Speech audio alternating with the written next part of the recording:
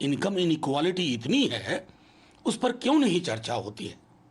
और जो एक मुसीबत को जन्म दे सकता है, आपकी विविधता का क्षरण कर सकता है, उस पर क्यों चर्चा हो? ये तो चेरी पिकिंग हो गई ना। मैं तो हर बार बजट के बाद ये पढ़ता हूं। मैं जानता हूं मेरी बात से सरकार की कान पे जूं नहीं रेंगती है, लेकिन मैं कोशिश करता रहता हूं कि कभी ना कभी जूं तो रेंगेगी। ये कल्चरल न्यूएंसेस का सवाल है। रिलीजन तो बहुत बाद की चीज है साहब। एक रिलीजन में कई कल्चर हो सकते हैं। अब जिन लोगों को इस पर डॉग व्हिसिल पॉलिटिक्स करनी है, उनको तो मैं कहूंगा ईश्वर इन्हें सद्बुद्धि दो। Politics over this issue rages. BJP has said that it was part of their manifesto and this is their resolve. It is also part of the constitution, something that the Supreme Court has batted for, and there is no need for fear mongering over this. हमारे देश में हर व्यक्ति 140 करोड़ जनता में एक समान है, और अगर एक समान है तो एक नीति होनी चाहिए सभी। और ये तो संकल्प भारतीय जनता पार्टी की रही है, और ये संकल्प संविधान में भी है। तो आज जो 70 साल में नहीं हो पाया 3 तलाक को हटाने का,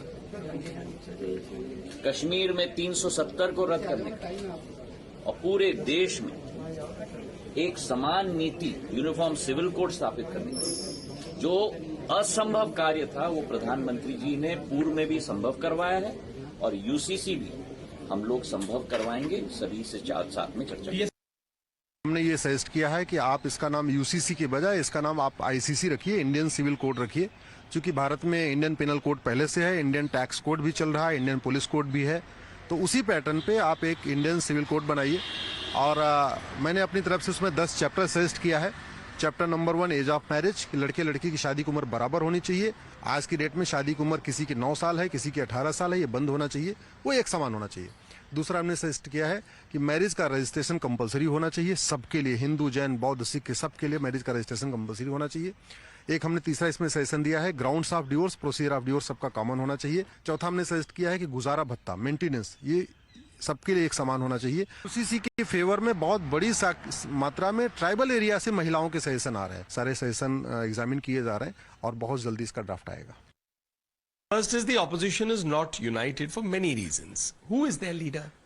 The other day, a senior Congress leader in Kerala said that Rahul Gandhi ji is the leader of the opposition. Of all these parties, have the other parties accepted it? That was reported in the media. What is their unified stand on it? There isn't any unified stand on uniform civil code. The Aam Aadmi Party has come out and supported the subject. That doesn't mean that the BJP and the Aam Aadmi Party are working together. They are not.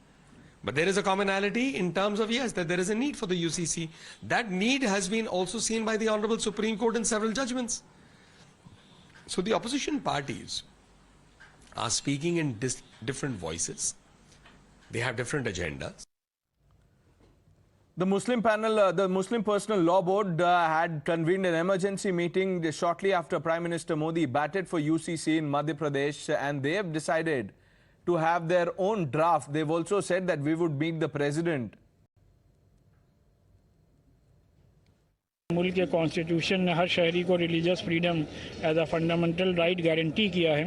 लिहाजा law commission से भी और हुकूमत से भी यही appeal है कि कोई भी ऐसा कानून ना बने जिससे कि शहरियों की मजहबी आज़ादी पर सवालिया निशान लगे। हमने लगभग 25 बिंदुओं पर सुझाव दिए हैं। उसकी कॉपी में उपलब्ध 25 ऑब्जेक्ट हैं, और हमने वो धर्म से जुड़े हुए सारे विषय हैं।